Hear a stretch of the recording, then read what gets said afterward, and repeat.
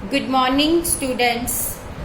Management accounting दे विच असी जिहड़ा चैप्टर कर रहे हैं वो है human resource accounting. Human resource accounting करन दे दो मैथड्स ने, जिन्हां विचों एक है ह्यूमन रिसोर्स कॉस्ट अकाउंटिंग ते दूसरा मैथड है ह्यूमन रिसोर्स वैल्यू अकाउंटिंग। अपने प्रीवियस लैक्चर दे विच असी पढ़िया कि ह्यूमन रिसोर्स कॉस्ट अकाउंटिंग दे विच ह्यूमन रिसोर्सिस नूं सिलैक्ट करन, उन्होंने रिक्रूट करन, उन्होंने डिवेलप करन या उन्होंने ट्रेनिंग दे विच जो भी कॉस्ट इनकड की जा रही है उहदी अकाउंटिंग की जाती है। बट जिहड़ा साडा सैकेंड मैथड है ह्यूमन रिसोर्स वैल्यू अकाउंटिंग, ਇਹਦੇ ਵਿੱਚ ਕੀ ਆ कि ह्यूमन रिसोर्सिस ਨੂੰ ਇਵੈਲੂਏਟ ਕੀਤਾ ਜਾਂਦਾ ਆ ਉਹਨਾਂ ਦੀ ਇਕਨੋਮਿਕ ਵੈਲਿਊ ਦੇ ਬੇਸਿਸ ਤੇ। ਇਹ ਕਨਸੈਪਟ ਜਿਹੜਾ ਆ ਇਸ ਚੀਜ਼ ਤੇ ਬੇਸਡ ਆ ਕਿ ਕਿਸੇ ਵੀ ਆਰਗੇਨਾਈਜੇਸ਼ਨ ਦੀ ਪ੍ਰੈਜ਼ੈਂਟ ਅਰਨਿੰਗ ਔਰ ਫਿਊਚਰ ਅਰਨਿੰਗ ਦੇ ਵਿੱਚ ਡਿਫਰੈਂਸ ਹੁੰਦਾ ਆ, ਕਿਉਂਕਿ ਉਹਨਾਂ ਦੇ ਹਿਊਮਨ ਰਿਸੋਰਸਿਸ ਦੇ ਵਿੱਚ ਡਿਫਰੈਂਸ ਹੁੰਦਾ ਆ। ਸੋ ਕਿਸੇ ਵੀ ਫਰਮ ਦੀ ਫਿਊਚਰ ਅਰਨਿੰਗ ਦੀ ਪ੍ਰੈਜ਼ੈਂਟ ਵੈਲਿਊ ਫਾइंड आउट करके ਅਸੀਂ ਉਸ ਫਰਮ ਦੀ ਇਕਨੋਮਿਕ ਵੈਲਿਊ ਫਾइंड आउट कर सकते हैं। ਇਹਦੇ ਵਾਸਤੇ बहुत सारे मैथड्स ਜਿਹੜੇ ਨੇ ਉਹ ਡਿਵੈਲਪ ਕੀਤੇ ਗਏ ਨੇ। सो असी देखांगे कि किहड़े-किहड़े मैथड्स आ जिहड़े डिवेलप किए गए ने। फस्ट ऑफ ऑल आ the Lev and Schwartz model. Lev and Schwartz ने 1971 दे विच ह्यूमन रिसोर्सिस नूं वैल्यू करन दे लई ये मॉडल डिवेलप कीता सी। उहदे अकॉर्डिंग ह्यूमन कैपिटल नूं जिहड़ा हैगा उहदी असी वैल्यू कैलकुलेट कर सकते हैं। किसी भी जो भी उहदी एज हैगी आ उहदे अकॉर्डिंग असी उहदियां फ्यूचर अर्निंग्स कैलकुलेट कर लांगे सैलरीज वेजिज दी फॉर्म दे विच, और उहदियां फ्यूचर अर्निंग्स दी प्रैजेंट वैल्यू कैलकुलेट करके असी उहदी वैल्यू जिहड़ी आ कैलकुलेट कर सकांगे। सो इहदे अकॉर्डिंग इहने जो फॉर्मूला दिता है वो है the value of human capital of person t year old is given symbolically in the model as V stand for value of human capital, नीचे t दी हुई है मतलब capital of person t year old। let's suppose person is a 30 year old, यानी value of human capital who is of capital of person who is a 30 years old। करना की है उस दियां एनुअल अर्निंग जिन्नियां भी हैगियां up to the age of retirement उन्होंने कैलकुलेट करके उन्होंने प्रेजेंट वैल्यू कैलकुलेट करनी आ डिस्काउंट रेट जिहड़ा हैगा उन्होंने फॉलो करके। सो इन्हें जिहड़ा एक हाइपोथेटिकल एग्जाम्पल लई आ कि किसी भी ह्यूमन वैल्यू की जिहड़ी हैगी आ कैलकुलेशन की जा सकती आ, ठीक है, इस मॉडल के बेसिस पे। और ये जिहड़ी एग्जाम्पल लई गई आ ये लई गई आ कि अलग अलग एज के लोगों की जिहड़ी हैगी आ अलग अलग वैल्यू जिहड़ी आ वो होएगी, ठीक है। एंड इहदे विच हर ग्रुप की फ्यूचर अर्निंग की प्रैजेंट वैल्यू फाइंड आउट करके असी उन्हां दा टोटल करके किसी भी फर्म की टोटल जिन्ने भी ह्यूमन रिसोर्सिस ने उन्हां दी वैल्यू कैलकुलेट कर सकते हैं। बट इहदियां कुछ लिमिटेशनस हैगियां आ, जिस तरह इन्हें इस चीज़ को कंसीडर नहीं किया कि कोई इंप्लॉय जॉब भी छड्ड के जा सकता है। सैकेंड उहदी प्रमोशन दी पॉसिबिलिटीज़ नूं इग्नोर करता गया। थर्ड इहदे विच असी उहदी फर्म की कंट्रीब्यूशन आ इनू फाइंड आउट नहीं कर रहे। उस तो बाद सैकेंड मॉडल आ फ्लैमहोल्ट्ज़ मॉडल।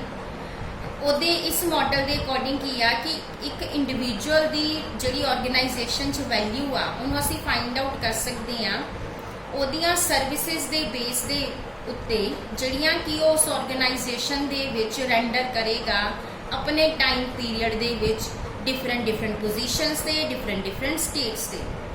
सो उहदी प्रेजेंट वैल्यू फाइंड आउट करके असी डिस्काउंटिंग मैथड यूज़ करांगे उहदी प्रेजेंट वैल्यू फाइंड आउट करने लई, और वो सारिया फ्यूचर अर्निंग्स की प्रेजेंट वैल्यू कैलकुलेट करके वो वैल्यू जी कैलकुलेट करांगे।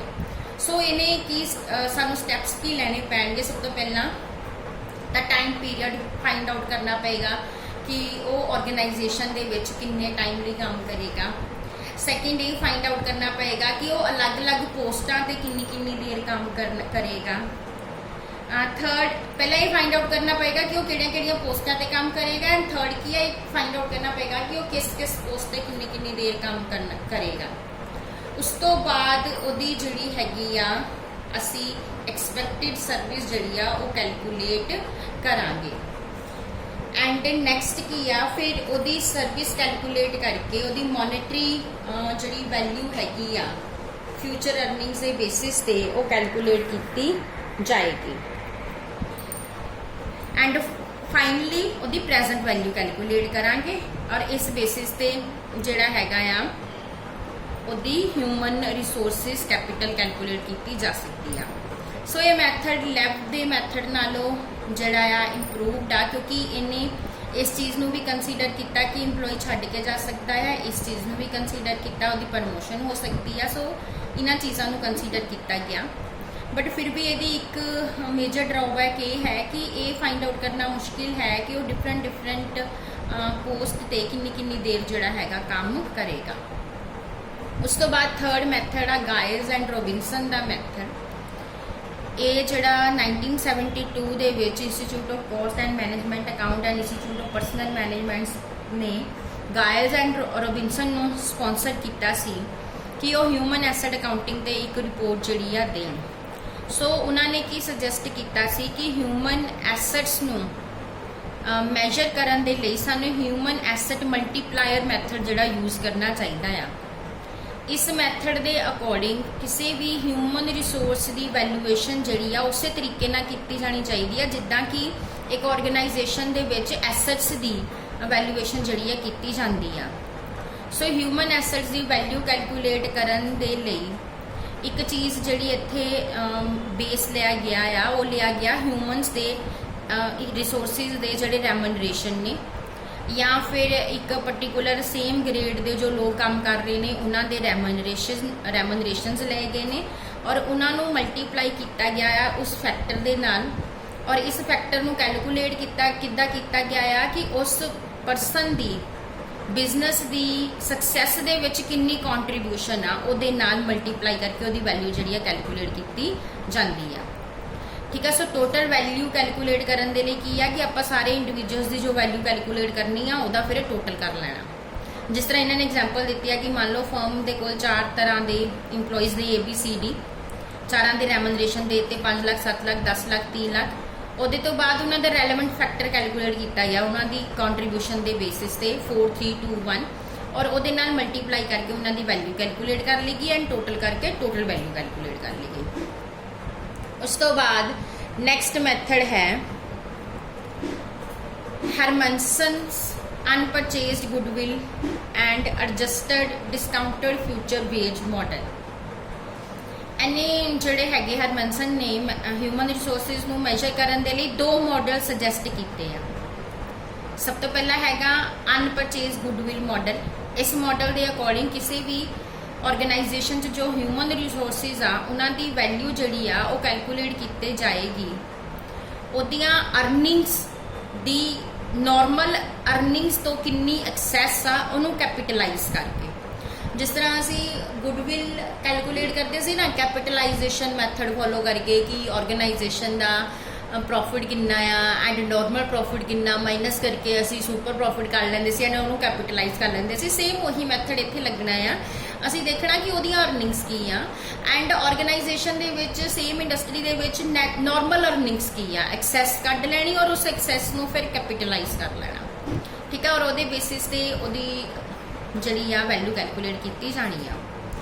उस तो बाद सैकेंड जिहड़ा इन्हें मॉडल दिता वो दिता adjusted discounted future wage model. ਇਹਦੇ ਵਿੱਚ ਕੰਪਨਸੇਸ਼ਨ ਨੂੰ ਸਿਰਫ यूज़ किया गया ਉਹਦੀ वैल्यू कैलकुलेट ਕਰਨ ਦੇ ਲਈ और कंपनसेशन का मतलब इत्थे की आ ਉਹਦੇ रेमनरेशन नहीं आ। कंपनसेशन का मतलब इत्थे की आ कि ਉਹਦੀਆਂ वेजिज और सैलरीज जो ने ਉਹਦੀ प्रेजेंट वैल्यू। सो इस मैथड ਦੇ ਵਿੱਚ ਜਿਹੜਾ ਆ ਉਹਨੂੰ ਐਡਜਸਟ ਕੀਤਾ ਗਿਆ ਉਹਦੀ ਐਫੀਸ਼ੀਐਂਸੀ ਰੇਸ਼ੋ ਦੇ ਨਾਲ ਜਿਹਨੂੰ ਕਿ ਅਸੀਂ waited average of ratio of return on investment ਜਿਹੜੀ ਹੈਗੀ ਆ ਦਿੱਤੀ ਗਈ ਹੋਊਗੀ ਉਸ ਪੀਰੀਅਡ ਦੇ ਵਿੱਚ ਉਹਦੇ ਬੇਸਿਸ ਤੇ ਕੈਲਕੂਲੇਟ ਕਰਾਂਗੇ। सो वेट्स जिहड़े ने वो रिवर्स ऑर्डर दे विच असाइन किए जाएंगे from the future to the current year and then ਉਹਦੇ बेसिस ਤੇ ਜਿਹੜੀ ਹੈਗੀ ਆ कैलकुलेशन ਕੀਤੀ ਜਾਏਗੀ। ਉਸ ਤੋਂ ਬਾਅਦ ਨੈਕਸਟ ਹੈ ਜੱਗੂ ਐਂਡ ਲਾਓ ਦਾ मॉडल। इस मॉडल ने की सुजैसट किया आ कि ह्यूमन एसेट्स की वैल्यूएशन जी ग्रुप बेसिस पे करनी चाहिए, ना कि इंडिविजुअल बेसिस पे। सो इस मॉडल दे विच इंप्लॉइज दे होमोजीनियस ग्रुप्स जड़े बनाते गए आ, जेड़े कि हो सकता कि वो सेम डिपार्टमेंट दे विच काम ना भी करते हो, बट जेड़े होमोजीनियस इंप्लॉइज ने उन्होंने ग्रुप बनाता चाहिए।